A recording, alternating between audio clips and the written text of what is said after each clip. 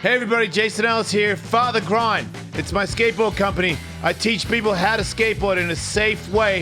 If you're a little bit older, you want to skate, you want to get healthy, you want to skate with your friends, maybe you want to skate with your kids.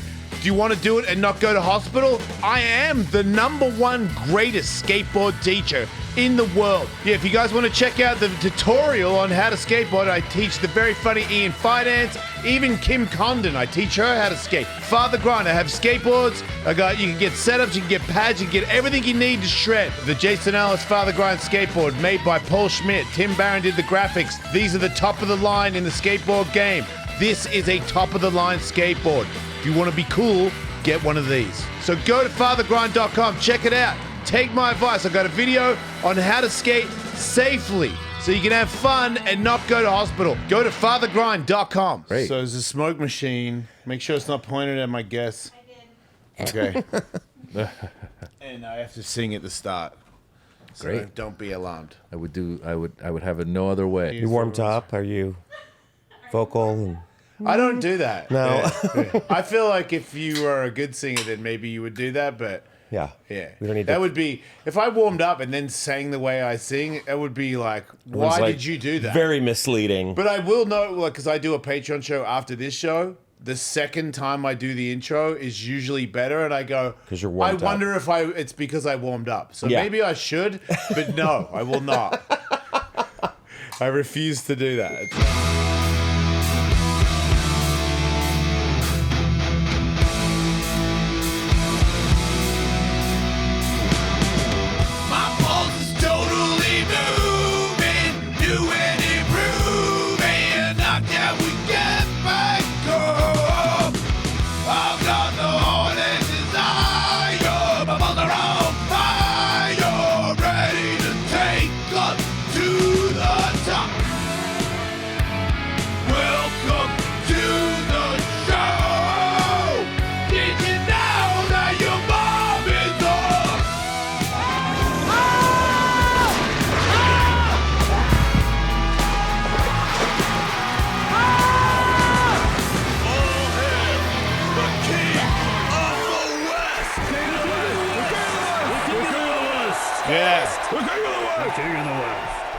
King of the West, the West Coast Cowboy. Justin Martindale, your headphones are right next to your elbow over there, and you're reaching for someone else's headphones. It's like number 4. But you just got here, and you are in the Tully seat, and you don't usually. You're not Tully. Wait. Or am I? No! You nosy kids. So Justin Martindale's here. Yes. Because Tully is in Ireland and then Ibiza, and he bitches. He bitched to me about going to Ibiza, and I'm like, dude, I don't want to hear it. It's like, oh, somebody's wedding, I have to go, and it's a lot of money that I can't afford. And I'm like, yeah, but you can because you got the money and you are going. So I don't want to. You can't say I'm going there with a frowny face. Mm-hmm. Unless you go to Ibiza to work on like a highway crew. Right. Well, then you can bitch about it. I'm sorry, it's Ibiza? Ibiza. Yeah, I won't. It's highway cruise. Ibiza. Ibiza highway cruise. Maz Jobrani is here as well as our guest. So thank you, Maz, for coming on the that show. That singing was amazing. That was Yeah. You said you can't sing. You can sing. Yeah. That was good. It was good. I mean, it was no Wicked, but yeah, it was good. But you're doing what you can do. Yeah. You know what I'm saying? You weren't like, oh, I'm going to sing Sia and like, you weren't there. You were like, that was great. Yeah, if I was to do like somebody with vocal ability, like a cover, then you would be like, yeah, you can't. Yeah. Yeah. But if it's like metal-y, if it's like a metal, Did a great job. aggressive like a Metallica thing, Did a great job. Pretty good, yeah. You guys, you've both done the goddamn comedy jam? Yeah. Wait, I haven't. You haven't? No. That's you got to do weird. it. Why is it weird? Because you should have done it. I feel like you should. I agree. Yeah. Yeah. Yeah. But I don't. Make Josh Adam Myers shaking his boots. Yeah, I'm not. Yeah. Oh, I pitched myself to him, and he was like, "Yeah, sounds good." Oh, well, that sounds about right. Soon enough. Soon enough. That's usually I like what he you, says Maz. to everybody. But what's great is though it's like you were saying, because in my mind I sound one way. Yeah. And then when I listen to the recording, I'm like, oh, I didn't sound. I sounded way different than I. Are you tone deaf? Because I don't think I'm tone deaf. I just think somehow I think I'm delusional. It's also, I mean, Yeah, that's tone comedy. deaf. That's comedy, right? That's why we do comedy. Yeah. Comedy is like 99% confidence. Yeah. You don't have to confidence and timing. And then the rest is Yeah. delusion. Yeah. Yeah.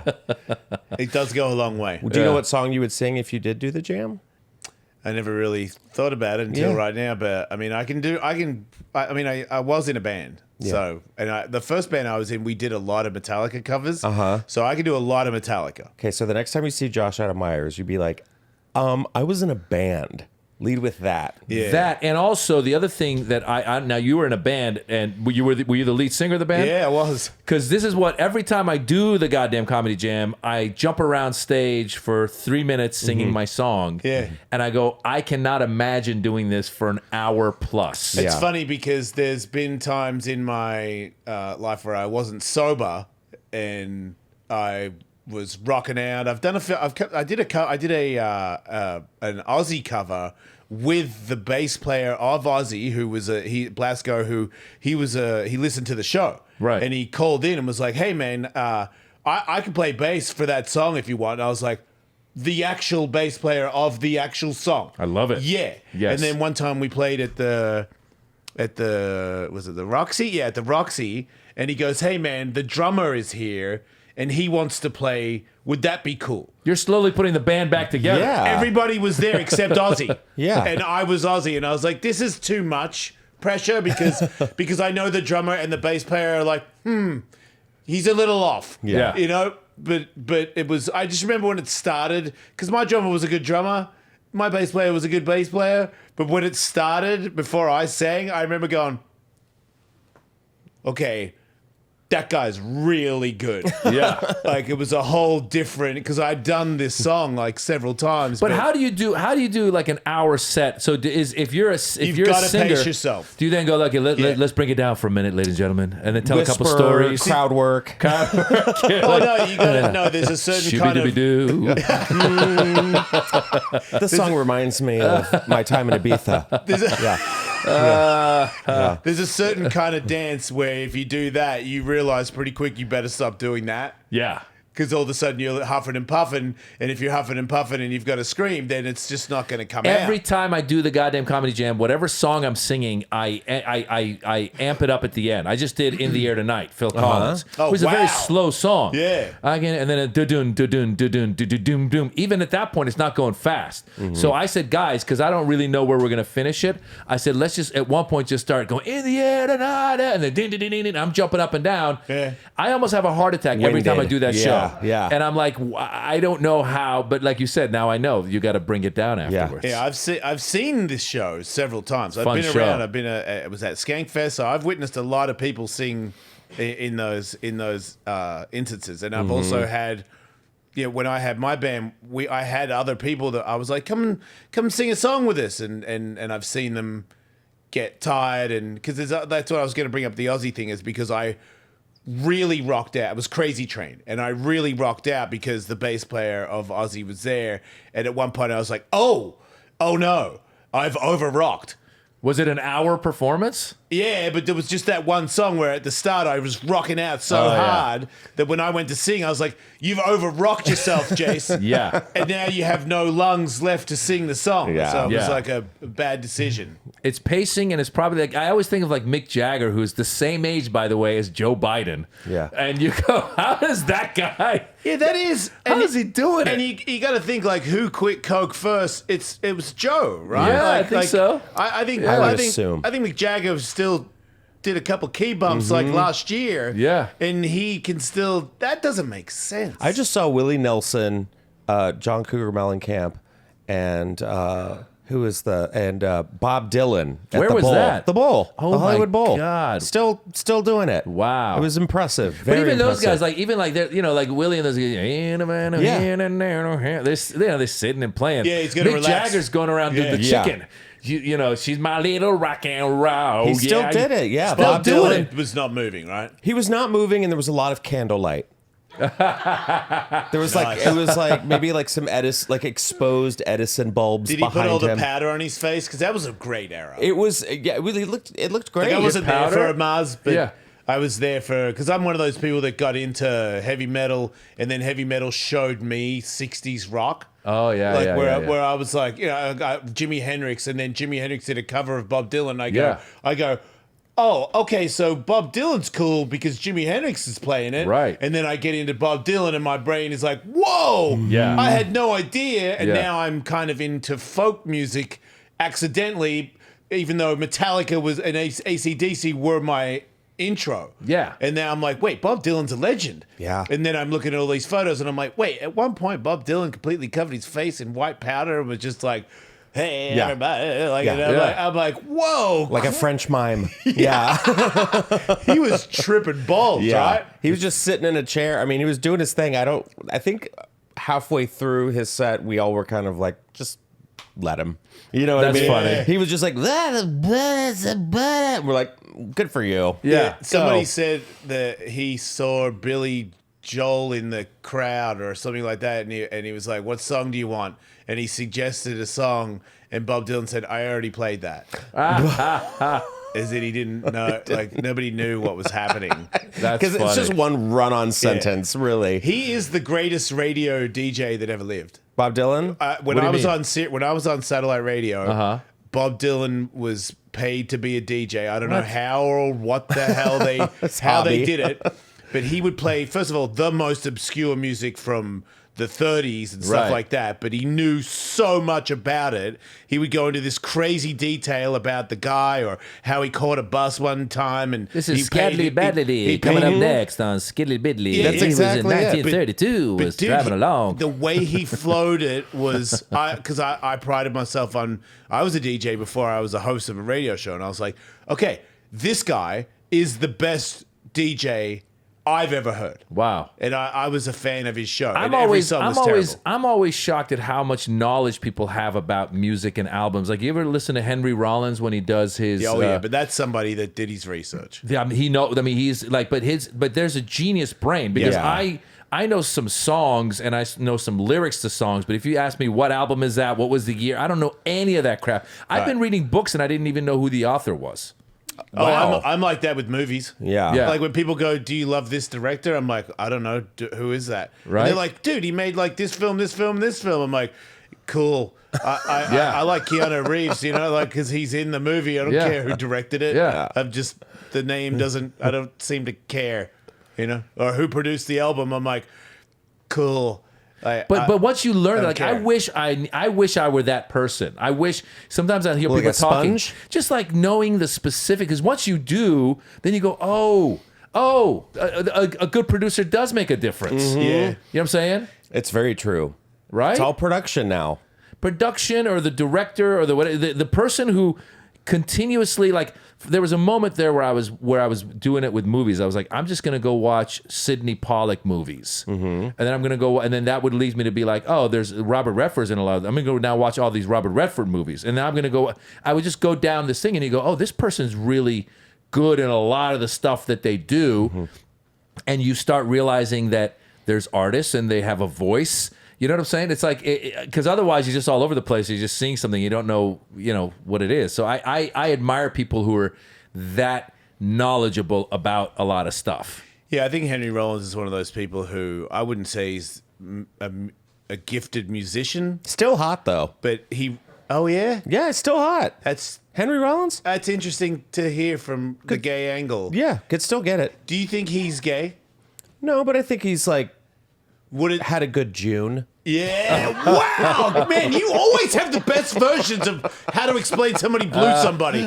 So cool.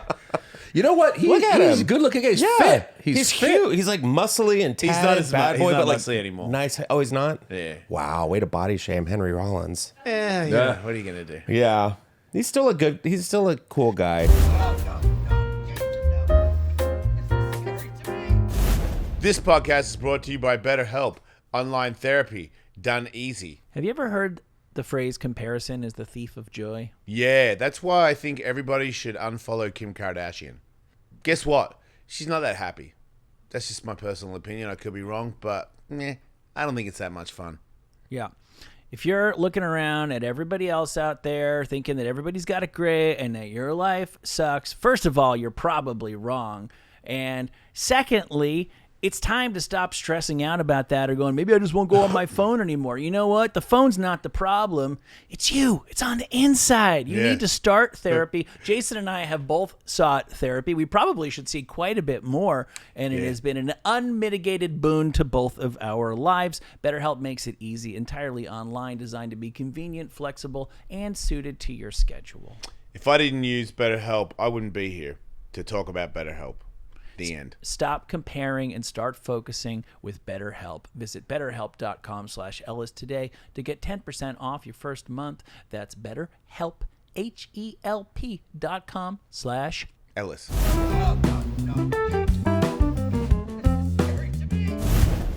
He's got a good thing about Toby Keith.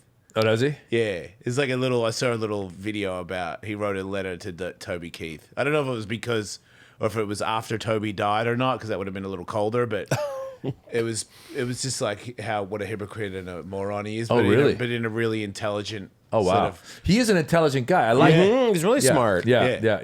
yeah, I don't know if he was do you know how he got into Black Flag? I don't know if this is true or not. No, what But do you like do?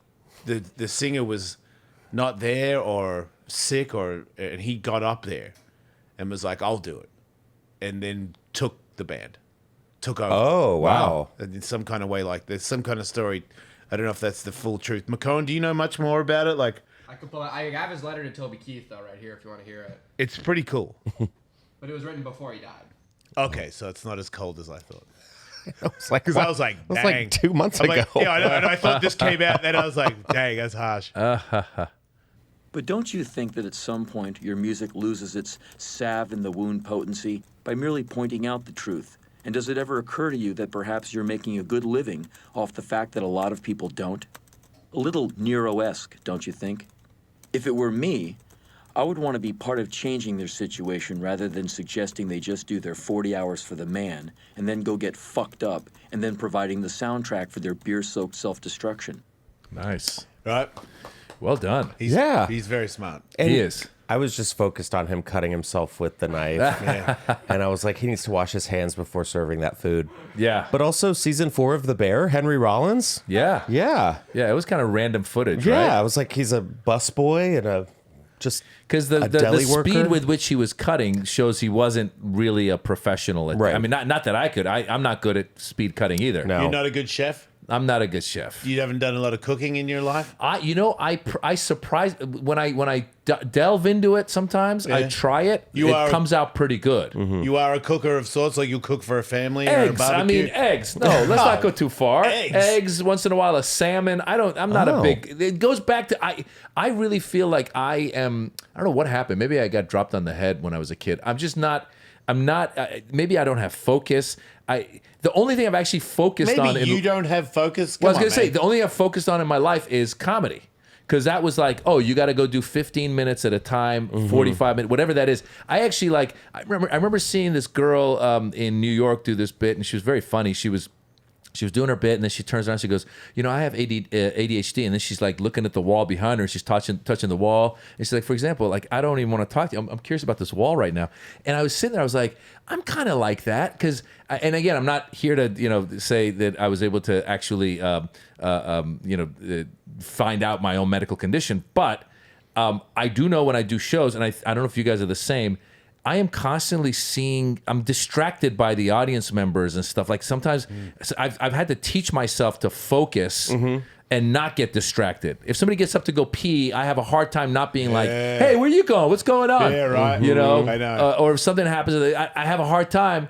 And so I was like, maybe I have some level of that. And again, that's why I'm saying the thing about focusing. Sometimes I have a hard time. Even when I'm writing with somebody, I need a writing partner, and I'm up and walking around a lot rather than sitting. I have a hard time doing that. Man, what's it like writing with a partner? Never stand up. I'm talking about like a script. So usually what'll happen is I'll find somebody who's cool with doing a lot of the like writing and actually, formatting as we go. Yeah. And then of course I don't want to feel like I don't want to be a dick about it. So at a certain point I say, oh, let me do that. But I'm all for, like, if I'm coming up with the dialogue and stuff, just keep going. So it's never. Is it ever where you both like, what about this, and then they go that, and then you go this, and you guys like layer over layer? Absolutely, that's part of it. I guess that's what a writing room would be, right? But like, for example, I wrote a movie with a friend of mine, and we had the idea, and we'd come up with certain Your things. movie, right? Yeah, the movie I did. You a were movie. on my satellite show promoting it Oh, was I back then? a long time ago. Oh my Yeah. God! Thanks for having me on, man. That's man. cool. Full yeah. circle. I remember everyone. going, man, he's making a movie. Like, you're a hustler because making your own movie is like, Dude. and being you already got a career, and you're like, hey, I got a movie, I'm starring in it, I wrote it. I'm like, okay, Yeah. like that's a lot. I've never done it, but that's a lot. Well, that's what I was saying, because a stand-up, that's the other thing about the beauty of stand-up is it's immediate. You get the Yes. results right then and there. Yeah. A movie, I got so much respect for filmmakers when I was done. Why? What part? Because it's such a hard thing to get from begin. Like you finish the script and you go, oh my God, I'm so happy about this script. We're done, right? And then they go, no, no. you need money. Oh, we need money? Okay, well, let's do a crowdfunding. Oh, we got the money now. We're done, right? No, now you got to go shoot it. Oh my God, that was so much fun. We shot it. We're done, right? No, you got to go edit it. Oh my God, when I edited, the things I thought was funny weren't funny, and now the other thing's funny. And then, oh great, now some people are going to see it, right? Nope, you got to find a distributor. And it was just constantly like, it was so hard. And in the end, like I felt successful just getting it done. Yeah. But it wasn't like, it didn't make a ton of money. But what's interesting about it is we realize we need to create content. When you put stuff out in the world, it comes back to surprise you sometimes. So the movie was called Jimmy Vestvood, American Hero, which was basically like my homage to like the Pink Panther. I was a big fan of the Pink Panther. And there's scenes now from that movie that have ended up on social media, and people will just circulate those scenes. Yeah. And the storyline was there's this guy in Iran. He wants to go to America. He wins the green card lottery. He loves America.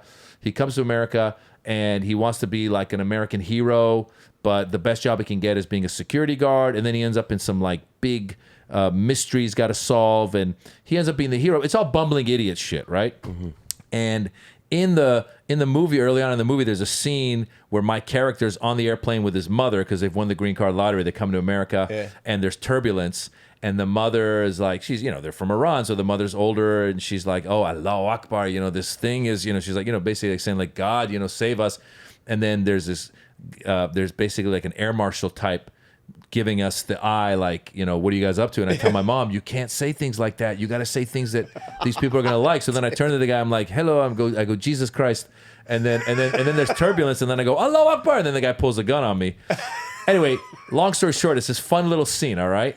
That clip started going viral on like TikTok and stuff, to the point where one time I was touring in Europe, and I'm flying back on a flight from Denmark, Copenhagen, and I'm supposed to go Copenhagen, London, London, LA.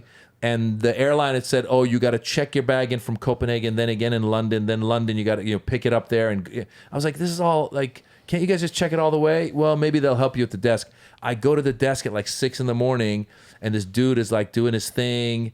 And I'm looking at him. I'm like, this guy's got to be Middle Eastern. He looks like me. Maybe he'll know me, I don't say anything. At one point, he goes like this. He looks. He goes, "You're Allahu Akbar guy, right?" I go, "What?" Yeah. He goes, "Yeah, I know the clip." I go, "Oh shit!" And he hooked me up, and he sent me. My luggage went all the way through. Hell yeah. And it was like because of this Goals. clip. Yes. Because of the clip. Thanks, TikTok. Yeah. Yeah. You think at the airport Yeah. that could have gone another way. Could have gone another way. Yeah. Allahu Akbar guy. I'd be like, what do you right? mean? Yeah. Maz, did you have fun making your movie? Because that's really like Yes, when I you're did. actually filming it. Was that fun? I had so much fun. What was great about it was, first of all, because ours was small enough, there was a lot of like, oh, hey, I'm doing a movie. Can you come be a part of it? Like you just said, you get friends to come in and do stuff. So every day there was a new friend showing up and being a part of it. We had a lot of like improv. We were very open to improving. That kind of, I can't imagine making. It would really suck, and some people are into this. It would really suck to just have your filmmaking experience just be a torturous. And some people were like that. Some people were like, oh my God, I got to, like they're artists. You know what I'm saying? I gotta go to Ibiza. I got to go to Ibiza. Exactly. Please tell that joke again. That one's got legs. Like they say, like Daniel Day-Lewis, who's a brilliant, obviously one of the best actors ever. They say that he really lives as that character. I believe that though. For that whole time, Which is why he retired. Yeah, I can't imagine doing that. And the guy from Succession too. Oh yeah, the guy who plays the son. Yes. Who a lot of people say I look like him a little bit. I could see we have that. the same nose. Yeah. What's his name? I can't remember off the top of my head. Is it Jeremy? Jeremy Strong. Yep. Jeremy Strong. People say I look like him. Yeah. And we have the He same looks nose. like you mean? He looks like me. Yeah. There you go. There you go. And yeah. There he is. Yeah, same He's nose. very You're way better very looking than method him. acting. Method acting. Yeah. I can't. I don't know why you want to be torture yourself. I mean. Yeah. You You know? gotta have fun with doing what you're doing. If you're not having fun, then What's why the are point? you doing it? Yeah. But you have a new special out now, though, right? The Birds and the Bees. The Birds and the Bees. Yes. Thank you for remembering that. Yes. Yes. Well, it's It's out now. new-ish. It's new. It's on YouTube. Okay. I filmed a special at the Comedy Store called Yeah. The Birds and the Bees. I've had 7 specials now. Now I'm not saying they're all like historically top specials, but I just keep my life evolves, so I talk about new stuff, right? And so I was ready. And I had not done a special at a comedy club, and that's where I got my start. So we filmed it there at the Comedy Store, and it was great, and I had a good time. And we're about to hit 500,000 views. So Hell yeah. if you're on YouTube, click it. If you like it, give it a thumbs up. If you don't like it, keep it to yourselves. I know. I taped be mine best. there as well, but How many specials have you had? just one. That's so far, Okay. But it was good. But I it's in Canada. This. What do you mean it's in Canada? It's in Canada. You can only watch it in Canada until like March, and then it gets you released sold on it- YouTube in March. Oh, okay. Oh, wait, Yeah. it's new, but you can get it in Canada right now. You could watch it on Out TV, in Canada, and like some other places. Because the up distributor north. was like, Yeah. we'll distribute it in Canada, and then we'll do it. Yeah. When yeah. did you like a do weird- it? Huh? When did you do it? Like 2-3 years ago, maybe. And you can't get it here yet. Not yet. No, it'll be in March. Okay. You can get it in March. I hope you got paid a lot Get for that. ready. Oh no, why would I do that? No, but watch it. But yeah, Yeah. it was fun. That was a good place. I loved recording there. Well, specials, there's obviously there's so many specials out there, right? And I think that I talk to so many people about shooting specials, what to do, what not to do. Putting it on YouTube, the good thing about putting it on YouTube is you have direct contact with your fans. You see as the numbers go up. You get cursed out sometimes, but you get a lot of love. If they really love you, they give you what's called a super thanks, which I didn't know about, which is basically a tip. What? Yeah, so people give you like $25. I really enjoyed it. On Here's YouTube? $10 on YouTube. Wow. You get a super thanks. Man, why do I feel like I haven't got a super thanks one time for the Woodsman? I mean, When I should be getting a lot of super thanks. yeah. things.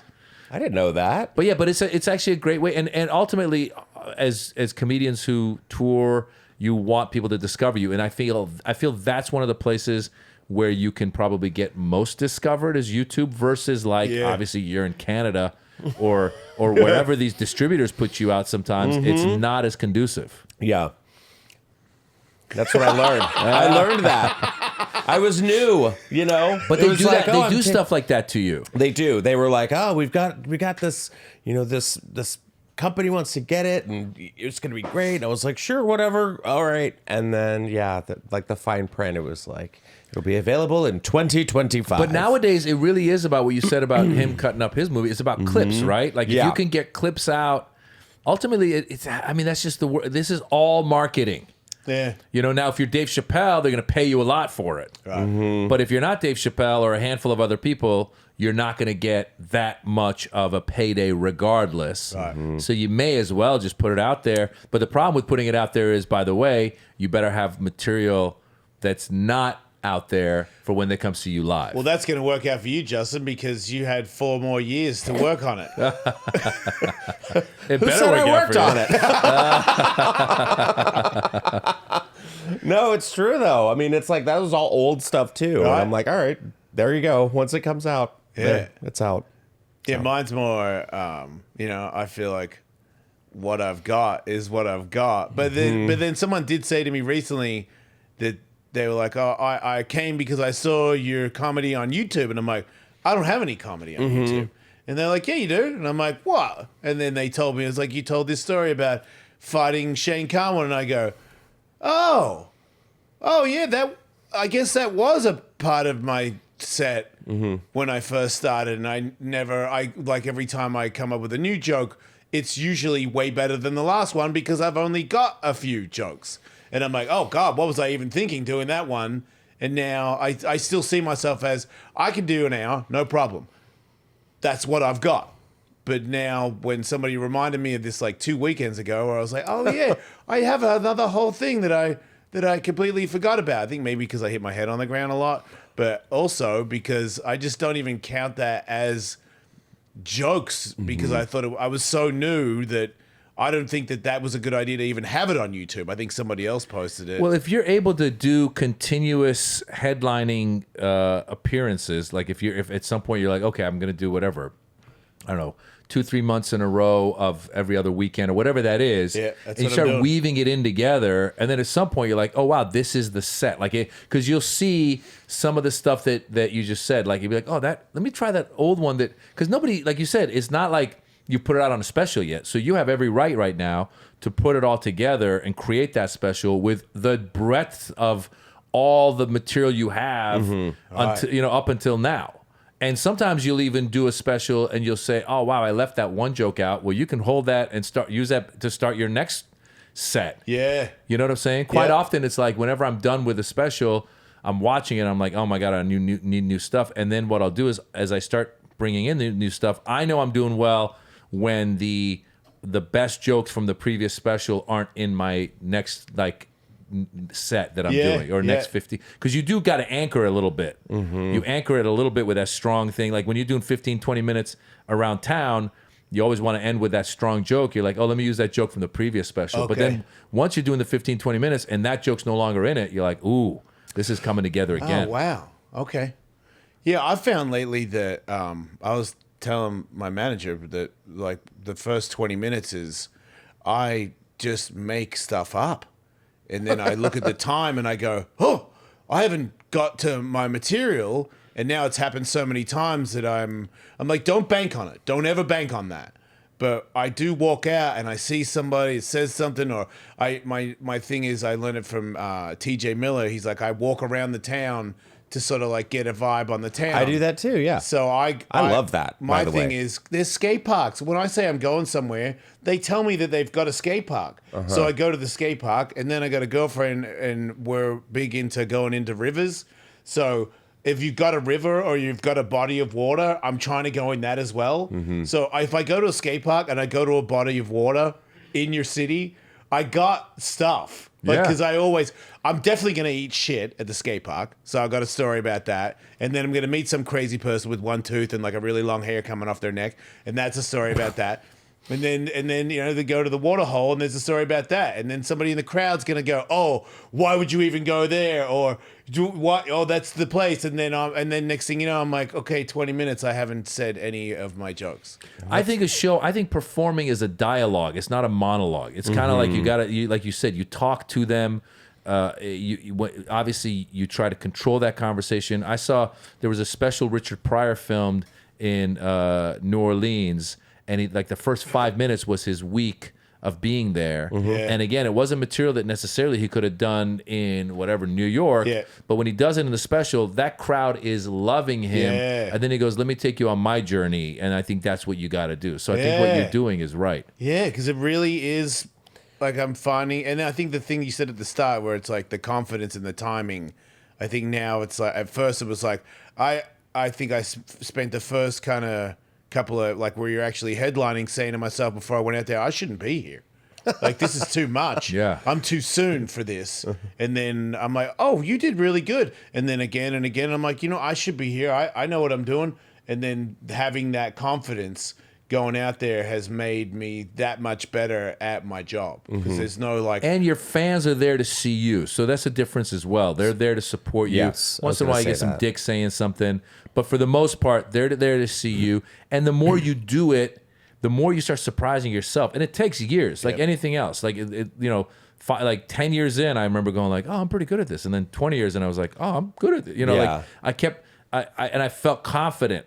And then they want to see that confidence on stage. So I've had recently a couple of times, this guy walked out on my set. It was so funny. And you know, there might have been a time earlier in my career was like, I didn't know what to do.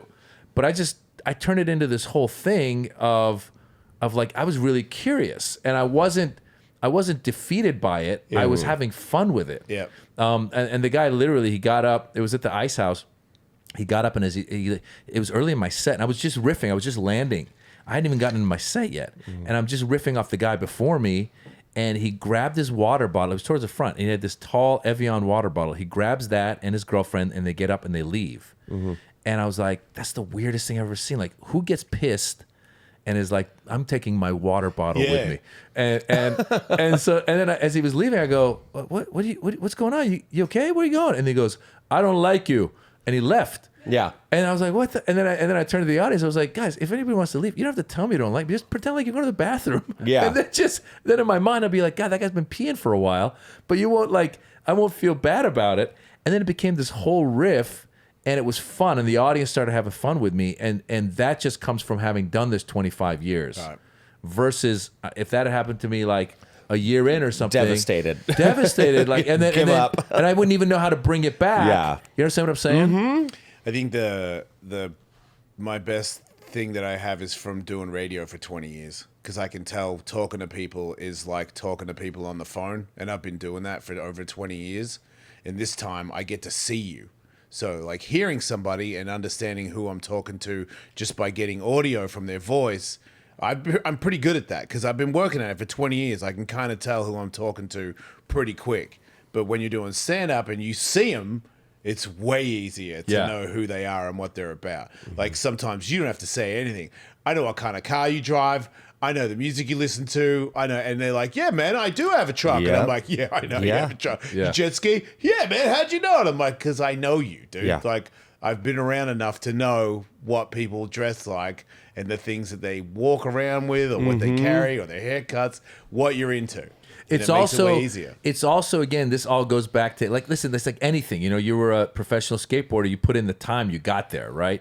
So whatever, you know, like a NBA basketball player, when they're shooting a free throw, they're not seeing everybody's hands waving up and down. Yeah. If I'm shooting a free throw, I'm like, oh my God, they're waving their hands up and down, and I'm missing that free throw.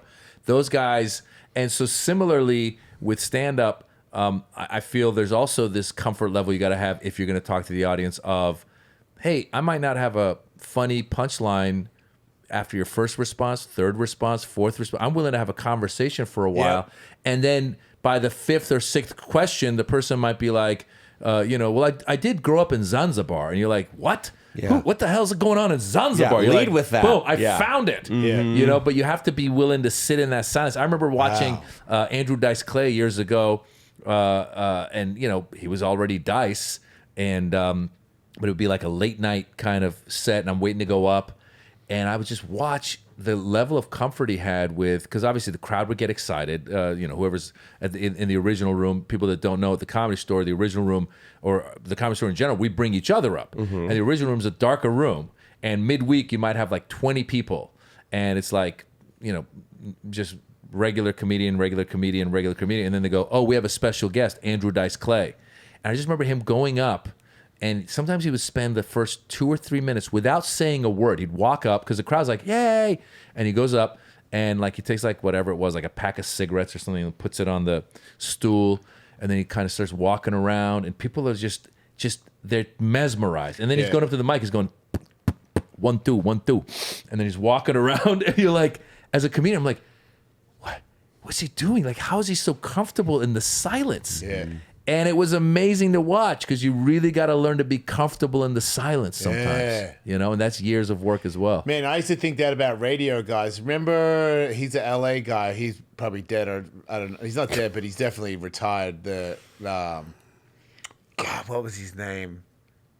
Casey Kasem? No, the guy that would talk about dating women for you don't spend more than Oh yeah, I remember him. a certain amount of money. Yeah. And he was so obnoxious. He was Wait, like, what? I he was wanna know like a the dead fat- guy. He was heavy set. Yeah, he fat, was heavy, Rush old guy. Limbaugh? No. but And he pretty would give, close. Yeah, and he did die. I think he would give advice on dating and stuff, and it sounded like he was like a woman, like he was a womanizer. Oh, like and he was knew, gross. But he just Yeah. wasn't a womanizer, and he would talk, and people would be triggered. Yes. because he was so like confident in his Yes. bullshit. Wait, who is that it? you would call and go, you don't know what you're talking about, Yeah. and he'd be like, well, the thing is I do, but he used to stall in a way because on satellite radio, if you don't talk into the microphone for a certain amount of time, there's like a computer thing that will play music because they think you're off the air. Mm-hmm. And come on, Yeah, name. he would give advice to guys, and they would all Yeah. call him. And he was a fat, It was either like gross- KLOS everybody that he or slept with was a K-Rock. Maybe it was prostitute. K-Rock or K-Rock? KLOS or Yeah. something. It was kind of like a rock station. It wasn't hip hop. I want to know who the fat womanizer is. But he would stall for like he would go, not just a right wing blah blah blah blah blah, Oh no. Oh but I am, and I'd be like, dude, yeah, you Yeah. can't do that. when on you're radio. we're on terrestrial radio, did you just do like a 7-second no sound thing? Yeah. And he would do it a couple of times a show, and it got to the point where I was like, I kind of like it because it's so cocky. It's like edging. yeah. Yeah. Because you're like, huh? I'm like, is he gonna get off the air? Did Yeah. he die? I mean, because he's a big guy. He could've been- Stroke? Yeah, he could have been like, not just a. Yeah. It was in the early 2000s. It was the early 2000s. Like the name Jim Ladd comes to my mind, but it's not Nah. Jim Ladd. Jim Ladd was a great DJ who would play all these cool There's no way albums. you're gonna find it because he had. I remember that he would have like meet and greets, and he would have a line at a Harley Davidson or whatever. And Guys loved him. Everybody wanted to meet him, and I'm like, what? Are you gonna get a pointer off this guy?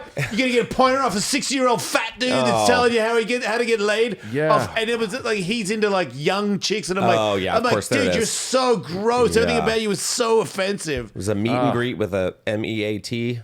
Yeah. Hey, He Just was. meet and greet. I forget. Oh my God! If I see only his Tully face. wasn't in Ibiza right now. Didn't he used to No. wear glasses? He used to wear like sunglasses, I think. That like, tracks. Inside. you're right? Oh, yeah. Yeah, one of those. Like Shock Jock. Like Oakley's on the back of his head. Was it LA? Yeah, he was in LA. Fat, God. gross womanizer. LA. Tom Lakis? Yeah, Tom Likas. Tom Likas. Yeah. Da, da, da, da, da, da, da, All you gotta da, do da. is Google gross fat womanizer DJ in Los Angeles, Yeah. and Well, that's now, what popped now, up. now say, is he still alive? That's the Okay. question. Yeah, Okay. Is it really though? Tom Likas. Likas. Likas. He sucks. Yeah. Dogs nuts. People would call in. Yeah. You know what? Now I think about it, it's very similar to kind of like this toxic masculinity, like manly man. Oh yeah. So there was a lot of guys. but that's Oh, the thing. he's so gross. Yes, but man, this is the thing that I don't like about social media now. It's like manly men that aren't manly.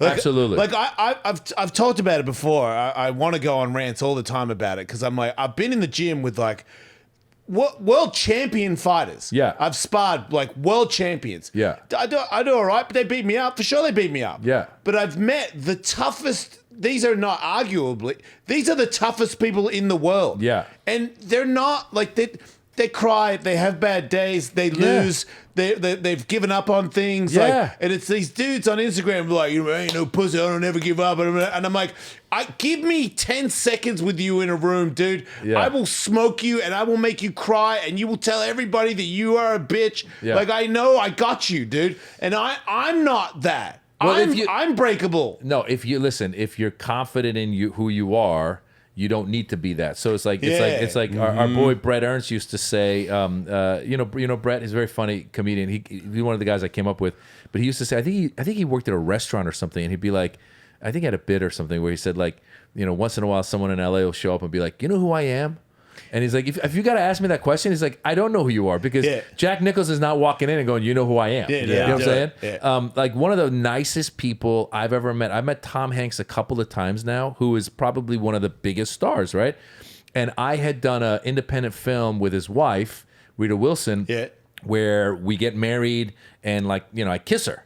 Yeah. And so the first time I met him, he was at some event, and I walked up to him. I go, "Hey, don't mean to bother you, but I did a movie with your wife." I made it with your wife. Exactly. Yeah, yeah. And he's so he goes, "You're the guy," and he's like, "Let's take a picture." And so he made me feel like I'm the celebrity. Yeah. And the second time I was at a restaurant, he was walking out. I go, "Mr. Hanks, I don't want to bother you." And again, and he took his phone out, took a picture. All of that And then to made say, out with you. Made out with me. He's like, this is why Rita's been calling me sugar lips this whole time. But not, it's like if you're something or somebody, and it like you tend to have humility, and Yeah. you don't have to be like you just said. You know, the baddest dudes out there are not going around going like Saying how "Wanna bad they fight? are." Want to fight? It This just is laying doesn't. low. Unless you're Logan Paul. Yeah. Yeah. Yeah, but okay, Logan Paul was on my show and he was talking about what a great boxer he is. And I was like, we should move around a little bit. And he was like, yeah. And I'm like, yeah. And then I came to his show and he's like, do you still want to spar? I'm like, yeah, I brought my stuff. I got my mouth guard with me. And he was like, and I "This was guy's like, crazy." yeah, I know you, dude. Because we had an argument about it. How he was like, I could fight. I'm one of the better fighters. And I'm like, okay, dude, I'm a better fighter than you. And I know that I'm not good enough to fight like, Canelo and all these people that are at the highest level. Because I've moved around with people in the UFC. I've moved around with champions. And they're better than me. It's okay. It's okay. I can live with it. You know what I mean? To me, I'm more like, what? And I go, oh, man. I didn't even see that. That was awesome. I don't go, oh, I'm gonna like. I know it's like same as skateboarding. Like people might see me and they go, put a helmet on. I'm like, you don't know what I'm doing here, dude. I'm playing. Like there's levels. When I put my helmet on, then we pick it up. If I'm skating with no helmet in a little concrete thing, and you're like, you're being dangerous. I'm like, no, I'm playing. This is not real. I haven't got serious yet. When I get serious, I put on my pads on. I'm not looking to die. I'm not. I'll let you know. Yeah. Yeah. But with the fighting thing, I was like, you are talking like you're one of the greatest fighters alive, and I know, and if you go to the gym with some other pros, that you're not. You know that. People will walk you around. They'll give you some work, but if they wanted to put you to sleep, they could in a second. They could, and you know that. But you're on the radio telling everybody that you're this big gun, and I'm like, if let's spar. You and I should spar. And he's like, I don't really know about that. And I'm like, you know why you But don't you really brought know? your stuff, right? Hell yeah, I brought my stuff. And he did it. Yeah, because the difference is he's a younger guy than me. Yeah. He's bigger than me. He's a more athletical guy than me. But I've been fighting a long time. Like, I'll eat your punch because I've been working at this my whole life. Yeah. I'll eat your shot and get inside and tear you apart. You got a snake Because in your ass. I'm He's got a bored. snake in his head. Yeah. Thank you. You're welcome. Metaphorically and just straight up. But those guys know that the difference is when you've been in wars, you have the damage is nothing to me. Like, you can land flush on me, but you're gonna have to land flush on me like 7 or 8 times before I stop, because I'm gonna keep coming. And those people are just like, listen, I want to hit you, and then I want to get out of here. Masculinity, I think, is being able to, like, all the stuff you just said. Like, you're vulnerable. You're a human being. I ran into there was a guy named General Stanley McChrystal. He was in charge of the operation against ISIS in Iraq. Dang. Yeah, and he was like, Seen some stuff. he's a bad dude, like badass dude, and he was like, I don't know, part of, like, I don't know if he was like a Ranger or a Navy SEAL, whatever he was, and he was coordinating all those guys together. And when I'm at some event and I'm talking to the guy, and he was here, man. There was no, you know what I'm saying? There's a lot of false I think some people feel like they got to have that, but you're a human being, and it's like this thing that we see, the toxic masculinity that we see online of people, goes back to that Tom Likas guy. Like, it's like, bitches got to be like this. This is what you got to. This is how you treat a bitch. That's right. All right, good for you. Thanks, Tom. By the way, he retired this year. This year? He's Yeah. alive. He is alive. He okay. made it all the way to this year. He retired this year. Yeah, it was Wow. like June of this year. No, there you Wow. go. There you go. What a douche. But I get it. There's a lot of that toxic masculinity that just drives me insane. It just doesn't. I just Every time I find- do a set, sorry to cut you off, but every time I do a set, I don't need to be.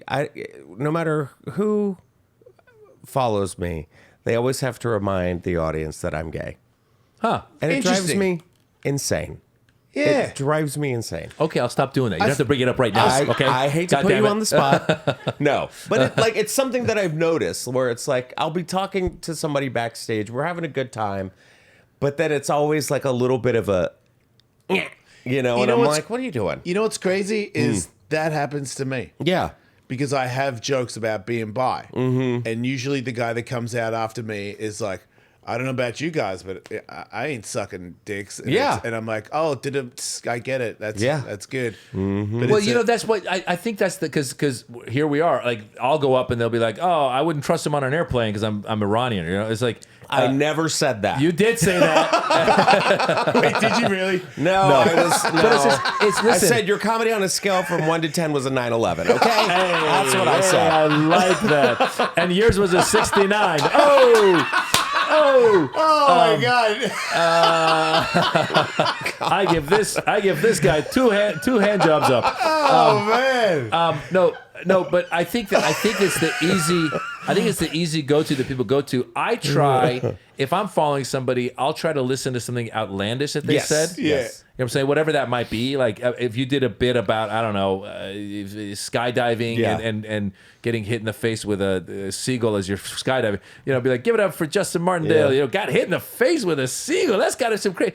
And that helps me at least land in the room, and the audience knows I watched what they just watched. Yes. But you're absolutely right. Most people go to the easy thing. Easy stuff. Like Kirk Fox had, like Saturday, Kirk Fox was on and he was talking about like being in this orgy in Italy or something. He was like, I was in an orgy. I don't know if it was real or not, but he was like, the best way to lose an erection in an orgy is to step on a guy's hand because it's always so, awkward because you're like, oh, I'm so sorry. So I go up there and I'm like, I'm still mad at him for stepping on my hand. Yes, of course. Yeah, I'm still waiting for that apology. I'm just really hurt. That's a great tag. And the whole audience was like, "Oh my God!" Because you just link it up, link up the stories. I did that with oh my God, what's his name? Saturday Night Live. Bye. David Spade. Yeah. So David Spade. Yeah. Yes. Yeah. Man, So well done, Justin. David Because I was Spade like, what? He was on stage talking about like being at a hotel. And he needed a massage, so he called for a masseuse, and they sent this guy up. And then I think the guy got a hard either he got a hard on or the guy got a hard on. I forget. And just like you said, that is a big detail that you're slipping on right whatever there. it is, he was talking about it, and it was fun. It was a bit he was working on. It was a funny bit. And then when I first went on, I was like, just give it up for David Spade. So anyway, I was massaging this guy, the audience loved that. It's the best. Yeah. Link it all up together. I feel like depending on who you are and what the person is discussing, because for me, it's a bit triggering. If you bring up that part, like if you go, hey, that guy's crazy with because I do talk about other stuff besides that, and if you were to say something about he probably has brain damage from getting punched in the face all the time or some sort of skateboard joke, then yeah. But when you go the whole dick sucking thing, I don't know about that. I go. Okay. What's so bad about that? And for you, like when they're gonna do that, and you're like, okay, so you're saying like where I'm from makes me a terrorist. That's where your brain goes. Like I see how that's pretty valid to be like it's low hanging fruit. Well, I was gonna say what I've learned how to do is when I get that, when I notice that and I acknowledge that means they are threatened by what I just did. Yeah. That means they have to like punch down to make it look like I'm inferior to them. I'm gonna disagree with you on that. I think sometimes it's just the survival mentality, which is I need to take because I've seen you kill in the original room, right? So I remember you were doing some. I don't know if I forget what the bit was, but it was something about Britney Spears and that mess. Yeah, but it was a high energy bit. Yeah. And so I remember watching that, and I'm like, oh wow. As a comedian, you sit there and you go, okay, I got to follow this. Now, this is again learning after many years. You can either go up and not acknowledge that high energy thing that just happened, or you can acknowledge it and then take their energy because they're going to laugh at it and then bring it. So I think sometimes some people might just be sitting there going like, okay, what's going to be my just the bridge, right? And I honestly don't think that they're thinking about it that much. So if I'm up on stage, they're like, oh, he just talked about being Middle Eastern, this, that, the other. All right, even though, maybe I talked about being Middle Eastern at the beginning, and then I end it with material about being with my wife and kids and all that stuff. They don't come up and go, the easy thing to tag is the kids. The easy thing to tag is he's Middle Eastern. I don't think that they're thinking that much about it. I just think it's survival. I kind of understand where you're coming from too, but I also feel like take a walk in somebody else's shoes.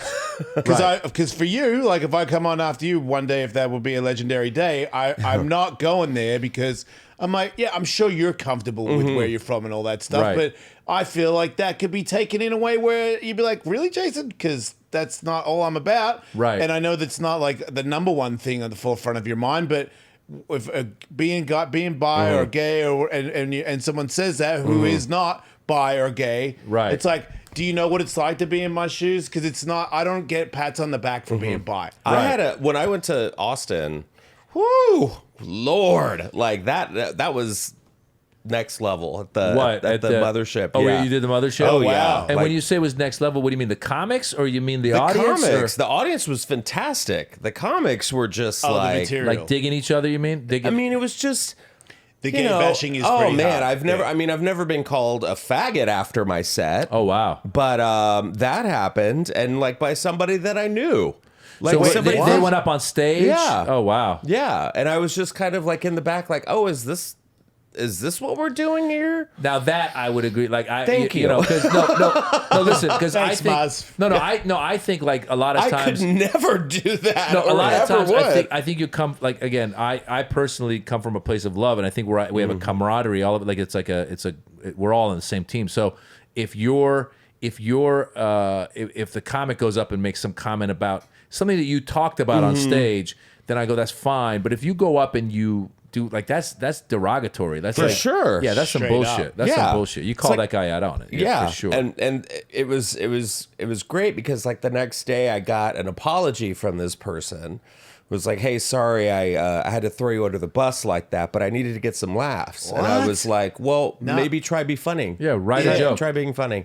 So I had to follow him the next night, and then I got to like lay him, down. But it wasn't like derogatory. I was Right. just smart about it. I like went yeah. after his outfit, went after his like manicness, whatever. But it was just I was sitting in the back like, oh wow. And then it was crazy because not only did it happen with that guy, but the guy after him came after me, and I was like, dude, I went up two people before you. You got double F-bombed? Double F-bombed, yeah. Man, that's one of those things because confusing for me because I'm both. I mean, obviously I'm retired from gay now, but I'm still forever Yeah, gay. we need to talk about that on the Patreon. Okay, sure. but there's a part of me that is like this puffed up bullshit hedgerow guy. Yeah. Where it's like don't fuck with me. You Yeah. know? Like I grew up. I'll punch you in the head. You Yeah. know, like I'll shut you up real quick. Yeah. I know that's ridiculous and irrational, but it lives in here forever. Yeah, of course. Like I have to argue with it when someone's like, "Hey, man, fuck you." I'll be like, "What? Hey, you don't want to say that to me. I punch people." And I go, "No, you don't. No, you don't. You're a respectable. You have children. You don't punch people. You know what I mean? You go about. You say, okay, fair enough. Maybe you're right, but you don't actually do that. But those ones, on behalf of you and us, those ones, they're hard. They're Like, hard. I- And I'm just sitting there, Yeah. and I had Steph Tolev was with me. Yeah. We were just there at the same time, and I love her to death. Yeah, and she's awesome. She's sitting there like fuming for Right, me. yeah. She's like, I'm so sorry you have to sit through this. Like, I'm so angry. I'm shaking. And I was just like, this isn't like I've done this before. You Yeah, know I what I bet. mean? I And bet, I get it. I just unfortunately. don't understand why you have to like take it to that next level, because I would never do that. I would never have the balls to do that if it was a Middle Eastern person, if it was a black person, if it was a white person, if it was a woman. Like, you ready for this bitch? Like, That what? shows their lack of talent. It really does, because it's like, it's one thing to say I'm going to bridge before for the guy before to myself, usually based on something they said or something that's fun and funny, and it comes from a place of love. But to turn it like that, that's bullshit. Yeah. and that's them really catering to what they feel is probably an audience. That is the main thing. Yeah, there. the It's like- audience is probably like, oh, these guys are probably more conservative, and they're gonna love me bashing this guy, which is bullshit too. didn't. Because It there's was great. people in that audience that are probably a lot more progressive. I think a lot of times those people dumb down. They don't Dumb have their own- faith in their own audience, and your audience is a lot smarter, and probably evolved than you're giving credit for. Oh yeah. So what do I? Man, where do you get? Do you run? Are you a jogger? I used to jog a lot more. I try to retired jog. from jogging? No, I didn't retire. Every once in a while I get some injury and then I'll stop and then I'll start again. I really like it. I like running. I like jogging. I'll listen to like a podcast. The best is if you can. You don't listen to music. You listen to talking when you exercise. I listen to like news stuff, like the wait, daily. I'm sorry. Wait a minute, Justin. You giggle. You made a little sound I there. was like, why not? You could listen to news stuff while you're exercising. You guys don't get extra pumped when you work out. Well, No, I'm not in I love Maz on X, formerly Twitter. You're very smart. Oh, thank you. I appreciate that. I always love appreciate that. his opinions on like politics and stuff like that. I listen to a lot of politics. Like I'll listen to like the Daily, the New York Times is called the Daily. They do a deep dive on a different subject, and it's amazing. Like for example, you know how everyone's going like, oh, these billionaires don't pay taxes. They don't pay taxes. They don't pay taxes. So they had one episode. They're like, how does Jeff Bezos avoid paying all the taxes that we pay? I was like, I'm interested. Yeah. And this journalist comes in and he explains it to, there's an interviewer and then there's the journalist who does the news. And the way the guy avoids paying all those taxes is he gives himself an $80,000 a year salary. Jeff Bezos makes $80,000 a year. that he pays himself. Now, how does Jeff Bezos make the rest of his money? Well, he's worth whatever, I don't know, a couple $100 billion. So these super rich people, what they do is they're so wealthy, when he wants to go buy a $50 million home, he goes to a bank. He goes, hey, I'm Jeff Bezos. I know what you're gonna say. Buying a $50 million home. I need a loan. They give him the money, all right? And now he's got to pay interest off that money. So he goes to another bank. He goes, hey, I need to borrow some money to pay the interest off of that bank. So he just keeps, getting loans to pay these different things that he has. And he doesn't have to even sell any of his Amazon stock, which a really rich person might sit there and go, oh, I want a $50 million home. I'm going to sell a lot of my Amazon stock and pay 20+% tax on capital gains. He doesn't even do that. So these guys avoid paying taxes by just going around getting loans and paying, one to the next. And it was amazing to learn that. And I go, oh, that's how he does it. So these things, I like to listen to things like this. I actually knew that. You did? I know, right? I was tripping out at the same time because I heard that about Elon Musk, how he does that with like his shares that he doesn't pay taxes on because they can fluctuate. They're not like He they're never not sells real, his it's not shares. real money. Yeah, he never It's sells just, his shares. This is what it's worth right now. Yeah. But it's not like a taxable thing. Yeah, because Does if you that- sell let me- your shares, you got to pay 30% Right. in California. Let me ask this question because this is the one bit that I didn't get to in when I heard all that is this technique, does that hurt this country? Well, Does that hurt the little guy when they do that? I think that the way, from what I've understood, the way that it hurts us is we're not getting the taxes that these Right. these people could be Right. paying, because if the person, first of all, you got to look at the dichotomy of and the divergence of wealth and how much it's gone to the top, smaller Yeah. percent versus the lower percent. Many years ago, it wasn't that divisive in that way. But I heard Elizabeth Warren, who was talking about an idea, which she said, listen, she goes, these people whose stocks are going up $1 billion, $2 billion, $3 billion, you're benefiting from the system that we have in this country. We've set up a system where somebody like you, who, by the way, is, I'm going to give you credit. You're a smart person. You, whatever it is, you got to where you are. You're benefiting from this system.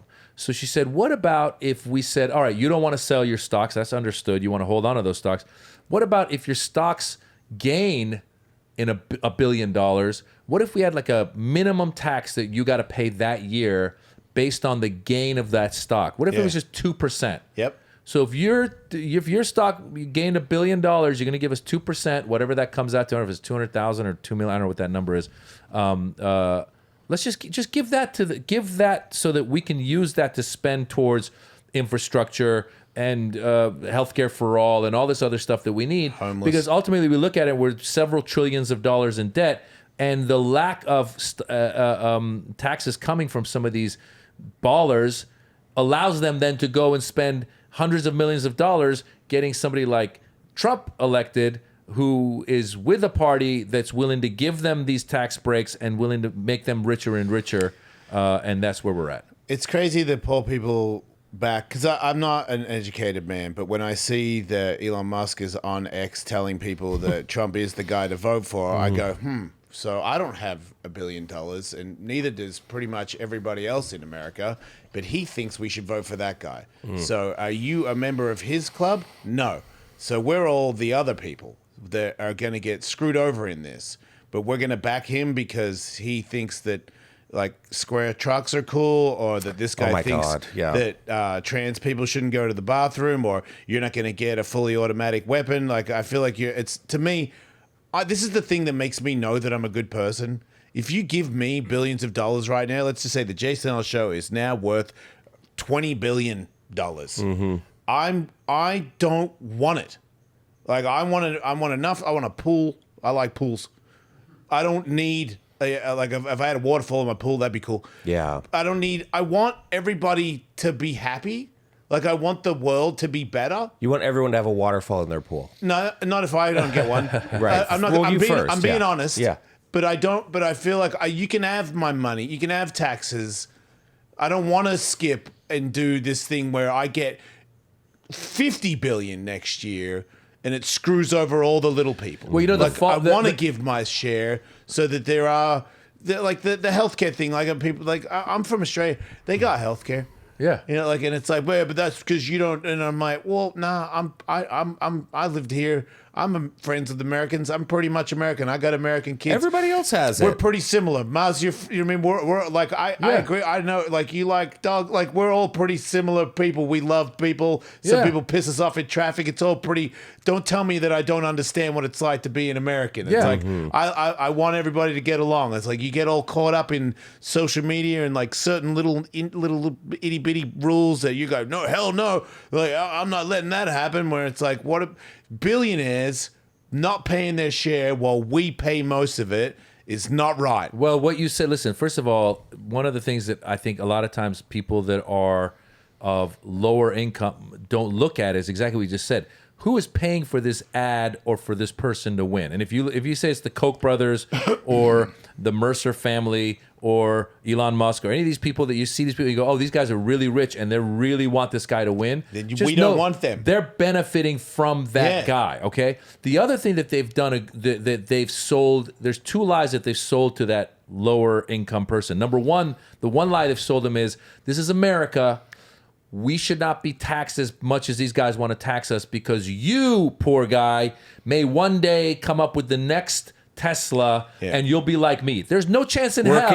Working class. There's no chance in hell that guy's ever going to be where Elon Musk or Jeff Bezos is, but they go, you can, so you should definitely support my freedom to not pay the taxes so that when you're a billionaire, you don't pay taxes, right? Yeah. And the third thing that they've sold these guys is that private enterprise can handle this a lot better than government can, so deregulate the hell out of us and we will take care of you, which has not happened. This whole trickle-down economics, it was supposed to be like, oh, if these guys are billionaires, they won't buy yachts. They'll give it to everybody else. Hell no. They're buying yachts. Super yachts. Super yachts. They're buying a city. They bought a city. They bought a city in California that they're building. All these tech guys got their money together and they've bought this. They're creating their own city. That guy Peter Thiel, who paid for J.D. Vance to basically become who he is now, is this like Bond villain. He's a gay guy who is pro. He's the worst, Justin. Log cabin Republican, and he's a nut job who thinks that like that government is just is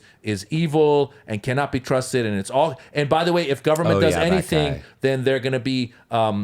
Then they're going to be socialists and communists, and they're going to come after you. Meanwhile, you're like, no, wait a minute. One of the biggest things that happened under Biden, you can criticize him for whatever you want. One of the biggest things that happened was he passed this infrastructure bill. And the infrastructure bill is helping build bridges and industries all around the country that did not exist. All these other presidents, all these other parties had wanted it, but they weren't able to make it happen. This guy finally made it happen, and the people that voted against it, a lot of Republicans voted against it because probably they had people that were of this type, the Peter Thiel type, saying, don't vote for it, don't vote for it. They start taking credit for it.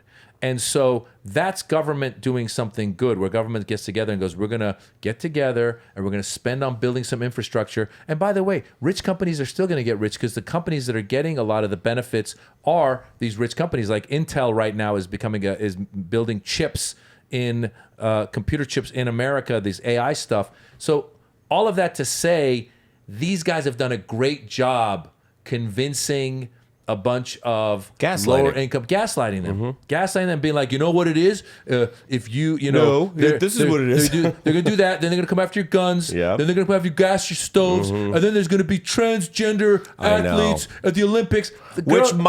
Can I just say, what a twist. Right? The fact that these people, and it starts with the three horsemen of the apocalypse. Yeah. J.K. Rowling, Elon Musk, and fucking Logan Paul. Yeah. All on. Yeah. In no particular order. Yeah. Seriously. Yeah, you're right. Went after this athlete in the Olympics and we're like, oh, that's a man. Like they were on fucking Maury Povich being like, that's a man, Maury. And it went crazy. And to they the didn't point apologize, did they? No, to the point where this Olympic athlete who is in the pinnacle of her career, Amina Khalif. Yeah, who is from where? Algeria? Where Where it's they illegal, don't allow trans That's people to perform in the Olympics. Not to mention she it's was illegal. in the Olympics 4 years ago. Oh she's my lost God. 6 fights. Like, she's not even the undisputed champion of women's boxing. Like, it's just, and I saw my community, the fight community, just trash her. And as I've already said several times, I'm not an educated man, but I was like, Olympics. They test in the Olympics. Yeah. You're saying that they missed the dick? Yeah. That's not how, like, if you have a ridiculous amount of testosterone and you're a man in a man contest, you're getting outed for it. Yeah. You don't just fly under the just radar. go like, he tricked him. Yeah. It doesn't work, but you were all so quick to go and just trash that and person. Donald Trump, too, at his rally was, and it's got to suck to be that person, Amina Khalif, or the other one, the Taiwanese. They tried to throw the Taiwanese. There was 2 girl of in. them, yeah. And the Taiwanese girl, somebody from Taiwan, like some politician, put out a tweet and said, they go, I only have one thing to say, the number 2. And the number 2 is, when you're born in Taiwan, there's a number that goes in your identification card. If you're a male, it starts with a 1. If you're a female, it starts with a 2. And so she goes, if you're telling me that this person has a number 2 in front of their ID card, but is actually a man, you're telling me when this person was born 28 years ago, the conspiracy began that this person's going to be a boxer and let's mess with the number. Right. So it's just so stupid. And then actually, my friend was pointing something out as well, because this goes back to where these guys do very selective anger, right? Yeah. Which is, Michael Phelps has web feet, but also extraordinary lungs. Yeah. He's got an advantage. I'm sure LeBron, like some of these men. No, we've discussed Shaquille O'Neal, 7 feet tall. You think it helps him play basketball? Yeah. And like so, Michael Jordan's hands are twice the size of an average person's hands. Yeah. What about this one? There's a volleyball player who's a convicted in the Olympics. Yeah, that I didn't no one see gives a any shit of those about. people protest about that. Nope. You're just too busy about the dude that's a girl. It isn't. You get your priorities in order, because you're homophobic and you're a hater. You're a hater of people. Yeah. Love each other. By the way, don't you have other shit going on in your life? That's the other thing I was saying, was like, these people that have this anger towards everything cultural. Like, I don't know about you guys, but for me, like, every day, between traffic and fucking standing in line and paying your mortgage, and then I was telling him my daughter got bitten by a dog yesterday, so I had to go to the ER to take care of that. I got all this shit going on. What about back hair? What kind of dog was it? I just started getting back hair, man. That is freaking me out. At what point do I turn around and go, what?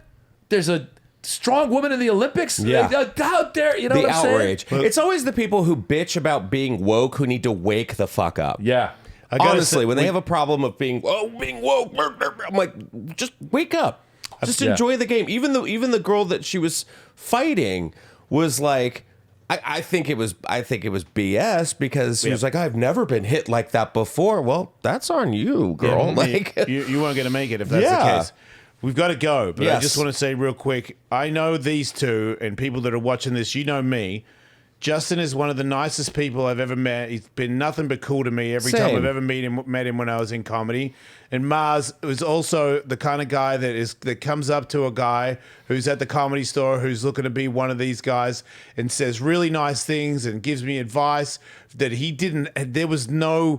ain't getting anything out of it. He was just like really nice to me at the comedy store and gave me some advice and also gave me some, like you said, some stuff that made me feel like I got a chance at this. You know what I mean? You took me aside when you were like, wait a minute, is that Jason? And then you came over and talked to me in a way where I was like, you're a fucking sweetheart, dude. I appreciate you, Like, man. you're a really good guy. These people are really good people. They got kind hearts. And that's like a thing that I am a witness to, and they weren't doing it so that I would say this on the show right now. This is what they are. And look at the way they think things are in the world, like their angle on things.